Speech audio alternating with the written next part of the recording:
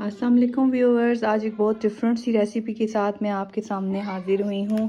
ये आप देख सकते हैं, मैं बनाने जा रही हूँ अदरक का काढ़ा।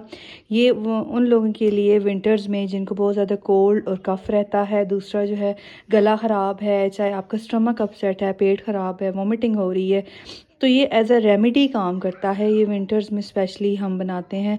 कोई बंदा बीमार हो तो ये उसके लिए बेस्ट रेमेडी है। फ़ौरन से जो है स्टमक केक तो ठीक हो जाता है, वोमिटिंग हो रही हो या फिर कोल्ड एंड कफ़ हो।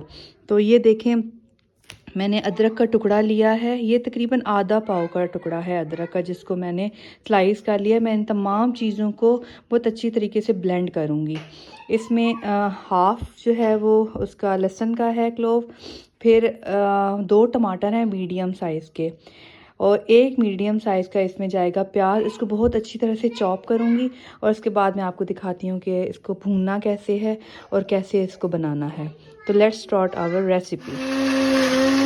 अब मैंने देखे तमाम चीज़ों को ब्लेंडर में डाल के ब्लेंड कर लिया है और उसी ब्लेंडिंग के दौरान ही मसाले ऐड करने हैं, जिसमें 1 चम्मच सुरख मिर्च है। सुरख मिर्च कम भी ऐड कर सकते हैं, इतनी ज़्यादा अगर नहीं तो काली मिर्च हम इसमें ज़्यादा ऐड करेंगे।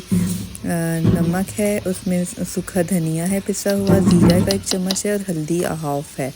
ये इसी तरह ब्लेंड कर लें और इसमें अब जो है ऑयल डालें। ऑयल कम रखना है, ऑयल की मकदार। मोटी इलायची डालें, हरी इलायची है और दूसरा लौंग है और ज़ीरा है। इसको तड़का लगाना है अच्छे तरीके से। जब ये कड़कड़ाने लग पड़ेंगी तब हम इसमें मसाला जो है वो ऐड करेंगे। मसाले को बहुत अच्छे तरीके से भुनना है, इसकी भुनाई इधर ही होनी है क्योंकि इसके बाद इसमें पानी ऐड हो जाना है।